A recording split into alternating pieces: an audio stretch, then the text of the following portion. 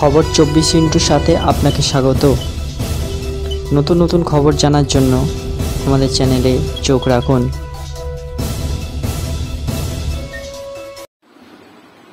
নমস্কার দর্শক বন্ধুরা, খবর 24 সাথে আপনাকে স্বাগত।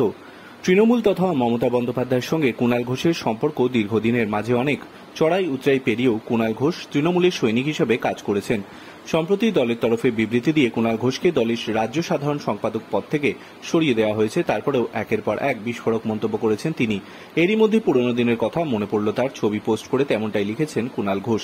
শনিবার সকালে তৃণমূল সুপ্রিমো মমতা বন্দ্যোপাধ্যায়ের সঙ্গে একটি পুরনো ছবি পোস্ট করেছেন কুণাল এই ছবির ক্যাপশনে লিখেছেন, পুরনো সেই দিনের কথা, তখনও তৃণমূল সরকারে আসেনি, একটা সুন্দর মুহূর্ত।